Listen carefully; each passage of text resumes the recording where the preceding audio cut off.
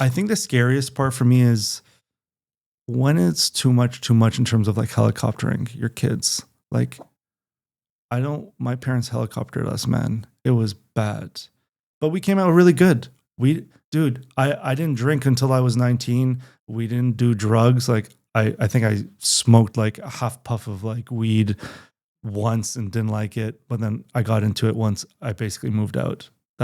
So we never fucked around with my parents, and we never really got in too much trouble. Yeah, like I screwed up the car here and there, blew the transmission and stuff like that. But we didn't throw parties in their house, and we knew there was a line of respect in the house. But I don't know if that would have been the case if they let us do anything we wanted nonchalant. You know what I mean? Yeah. So I just don't know. You know, we try to teach our daughter.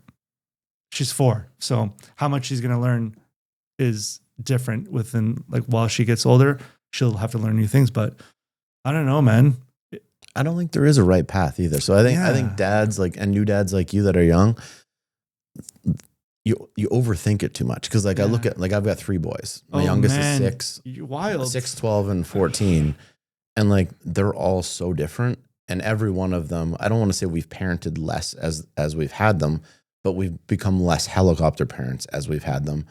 And you see the difference in all of them, that it's like, no matter how we would have parented them, they were still all going to turn out so different anyways. Fair. And now for sure, there are wrong ways to parent kids. Like, I'm not saying that there's not, but I do think that new dads overthink it like crazy, and they're too hard on themselves because, you know, there are the right things to prioritize: time, patience, like give your kids as much time as you can, be as patient as you can with them. But like with the helicopter stuff, like sometimes you just got to let your fucking kids grow up and go through shit. Yeah. Like, they're playing on the edge of the couch and, you know, oh my God, you're going to break your arm. Like, how many fucking kids are playing on the edge of the couch that break their arm every day? Like, totally. It fucking almost never happens. I'm like fucking, oh, my back, and like tripping over the couch and stuff. Yeah. I'm like 38. You know, my kid's running down the sidewalk and my wife and I'll be like, stop running. You're going to trip and scrape your knee. It's like, well, he's only allowed to run on the grass. Like, fuck, give your head a shake. See, that's what makes me like paranoid. Like, they run out and like, it's their cars and all that shit. It's just like, I don't know, man. My dad threw us to the wolves. So my dad was like the opposite of you. He was like, if you're going to drink, you and your friends are drinking at my house when we were like 13. Oh, I'm jealous, man. Don't be jealous. Trust me. my dad, there was no alcohol in the house, man. Once sneaked in alcohol, and this is like now 19. Dude, if you want to see like someone's disappointed face, that was like the life-changing moment. It was fucked. I was scared. I was fucked. And it wasn't even me drinking. It was my buddy. I don't drink beer. I fucking hate beer. But it was the scariest thing ever, man. So I like it. I like the fact that like I'd rather have you at home rather than the streets. Yeah. The good side of it was like I was open with him about everything. Yeah. The other side of it was like he wasn't a very present dad for a lot of the shit that was meaningful for being dad. My dad was like super stubborn, but he was also like, if you're going to do shit, do it at home and tell me about it. You know what I mean? So like that part was cool, but he never came to a baseball game. He never came, like he was never home or around for that kind of shit. Right. Yeah. But when it came to drinking, drugs, lies, bullshitting about school, like if you're not going to fucking go to school, tell me you're not going to school. And let's say, because he was gone 4 or 5 days a week anyways. Right. Got it. Yeah. So like, I think like, don't be so hard on yourself, man. Yeah. You're doing a great job, and tell other new dads the same shit. Like, don't overthink it, man. Like, enjoy it. Just be present and enjoy it. And then I find out like what I'm doing is fucked. I'm like, okay, don't do that. Don't do that. I take it back a bit. Yeah. I think we're going to stop at 1. We're not going to have more kids. Yeah. Yeah.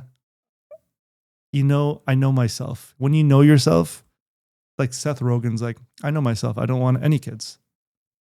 If you know, you know. And I think 1 for me is enough. Yeah. And she's everything I ever wanted anyway. So it's like, let's just take, because you don't know you don't know what you're going to get.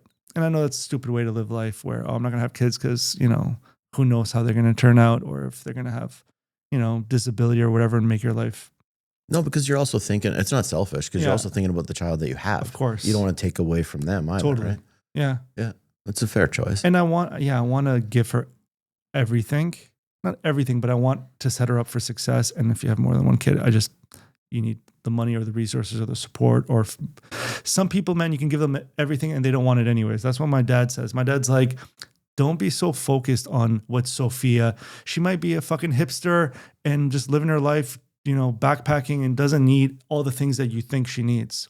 So like, move that shit and she'll be fine. Don't worry about it. Cause I'm like, oh, like inheritance. I want to make sure she's got money and all that. He's like, don't fucking worry about that stuff. It's not a big deal. Yeah. Back to Chris's question. What in 20 years, what do you want her to look back and say, hey, this is who my dad was? I want her to say that I was present and we had fun. Good. I think that's the coolest thing. We have a blast. We do like bedtime. I do fucking wrestling moves on her and shit. Like Stone Cold Stunners. We like pedigrees. I love it. That's awesome. Yeah, it's fun. So I think presence is the most important because that's the most valuable in my opinion.